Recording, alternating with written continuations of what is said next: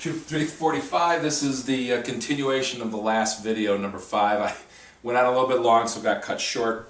We're back to number 4 on page 5, and what that's asking you to do is basically come up with 3 different ways that you could communicate with a plane or some kind of an aircraft, a rescue aircraft, but I think it's also important to just raise the question, how do you communicate, let people know that that there is a disaster and attract them to a remote area where they don't know where you are.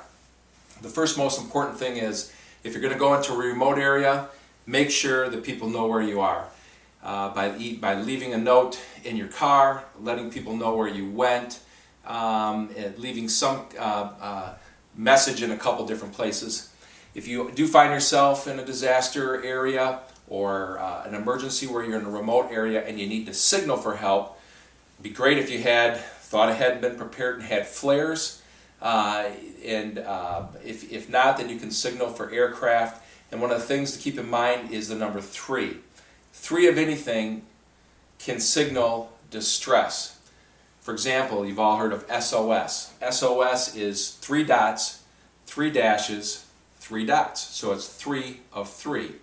If you're trying to signal an airplane overhead, you can make 3 piles of rocks, or you can make 3 fires. You can make, if you're doing smoke signals, you do 3 puffs of smoke. So 3 generally tells people that there's some kind of danger. If you have a gun, you can fire it 3 times.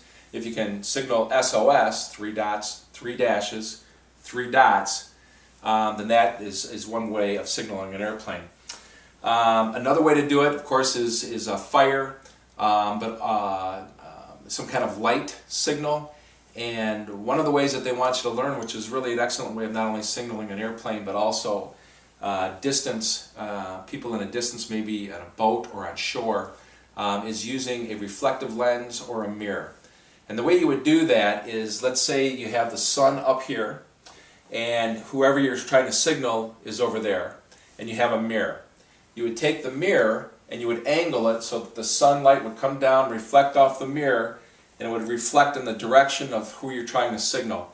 To make sure that you're actually hitting them, take your 2 fingers and use it as a V, point it out, and at the bottom of the V, put where you're trying to signal, and then have the light flash off back and forth between your 2 fingers, hitting each finger, and as it goes between the fingers, in between those fingers, that light's going to go and actually hit the object that you're trying to signal, to try to get people to look at you and to notice where you are.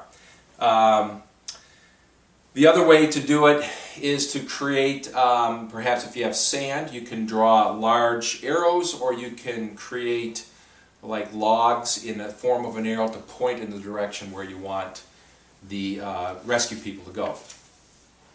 Number 5 on this page is how to help an injured person in a remote area or a rugged area, how to get them out of that area while conserving energy and assuring their well-being. And the importance here really, and this is a difficult thing to do. If there's three of you and somebody's hurt and you got to carry that person out, this is a very difficult thing to do. The first thing that you want to do is help secure that person so they can assist you. If they've dislocated a shoulder or they've broken a bone, you want to splint it or fix it solidly so it doesn't move, so that they in some way might be able to assist you by either putting an arm around you, or maybe they could use one leg. That will save tremendously energy and efficiency in getting that person out. So knowing how to splint and how to be resourceful and using objects for splinting is critical.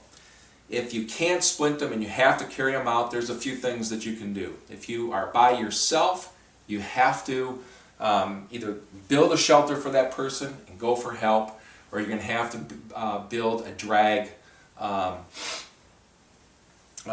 device where you are going to put the person on that and drag them out using either logs or some kind of a board that you can make. Now, if you're with another person, what you're going to do is create a a way of carrying them, and some of you have learned this already in Cub Scouts and First Aid, but one way is for you to grab your wrist, then you grab their wrist, they grab your wrist, and you create a solid four-corner lifting,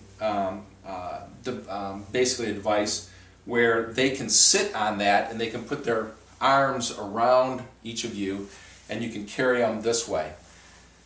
Creates a lot of it takes a lot of energy to do that. You have to be very careful picking them up, keeping your back straight. Another way to do that, to carry someone, is to have your shoulder around your companion, and you lock arms down here, and you help that person scoot in, and you lift them this way, and you carry them out. It takes an awful lot of energy to do that. So the best thing to do, again, is going to be create a board where, or take a couple sticks where you can put them together, and you could tie them together with rope that you have, or you could take branches of sticks and lay them across it so that you can lay the person on it and carry them out like they're on a board. That's going to be the most efficient way that you can move that person without hurting yourself and without hurting them. That's it for this, and we're going to go on after this to pages to the family preparedness part.